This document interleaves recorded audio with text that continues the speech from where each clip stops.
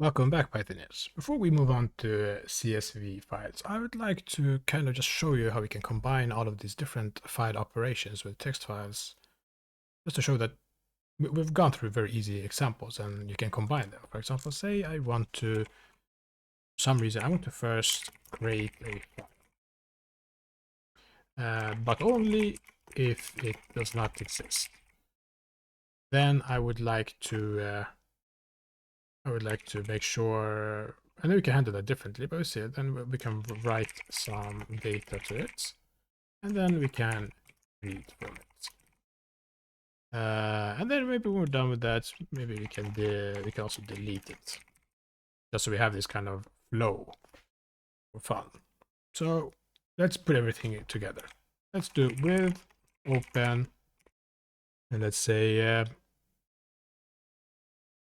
let's do something. Let's say notes.txt, and we want to create it, so we have to specify x, and we're not doing anything. But remember here, we also want to make sure it exists, because we looked at earlier when we created the file, we have a possibility of file exist error.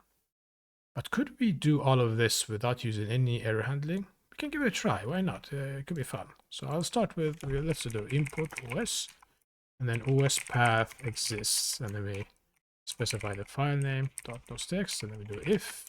We check if OS path exists. No, we do if not OS path exists. Then we'll do this. Then we'll do our pass, because we're not doing anything with the file. I want everything to be in its own step.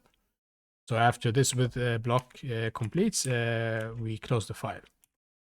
So here we've done our step 1. Let's go to our step 2. And here we want to write some data to it. So let's do here, let's say with open notes.txt. And now you see we're going to use notes a lot of times. So how about we store the file name in a variable? We don't have to repeat ourselves. And avoid possible situations where we mistyped. And here we want to reference to the file, and then I could write something. So I say file write. Let's see, okay, let's write. Oh no. How about we use a for loop? For let's do for number in range. We'll start from 1 and we'll go to 11. Why not? So it's not inclusive, so it's 1 to 10. And then we'll do similar to how we did print. We instead just do file write, and then we'll pass in the number. But then we also want a new line.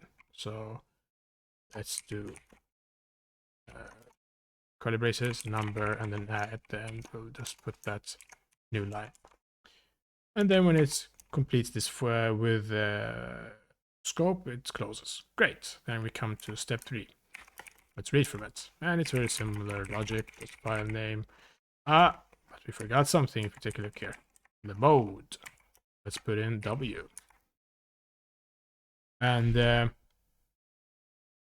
we had a possible error here, right? When we're writing, if it didn't exist. Here, open file writing. No, it was very creative file. Good. And we don't need to handle that. It will create the file either way, but we separated that process here. So here we know reading and text is by default, similar to writing and text here is by default, and creating and text is default. So we don't have to specify it.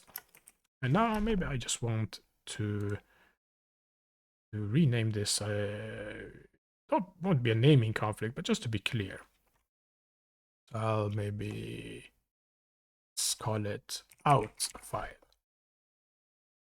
Probably overkill, but why not? And then, okay, I don't think we're helping here. Let's give a stable file.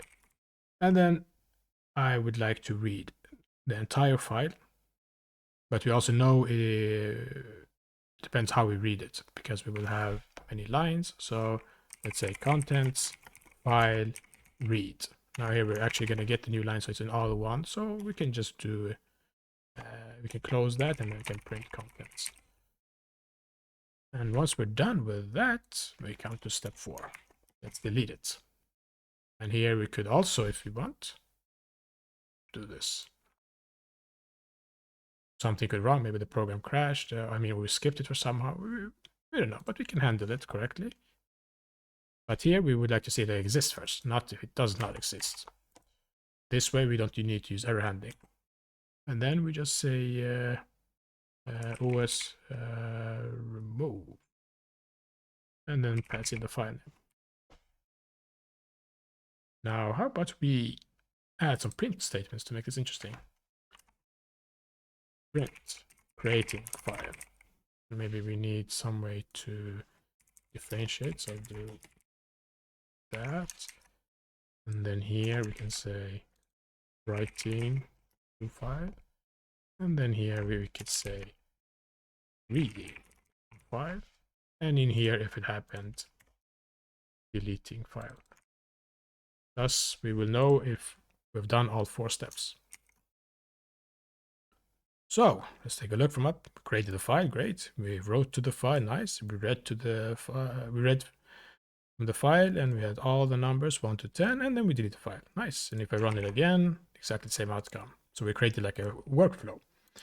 Because regardless how easy this seemed, we have situations where we do this. Say we are creating some image conversion software. We might want to convert from PNG to some other format. So we will first read in the file. We read in it as binary though. Then we might convert it to something else to do something with it. Or maybe we make a copy of this image and reducing the quality to reduce its size. And then we output it. And then maybe if we had many steps there, we can delete those intermediate files along the way, including the original, because we don't need it anymore. So I hope that was interesting for you. Until next time.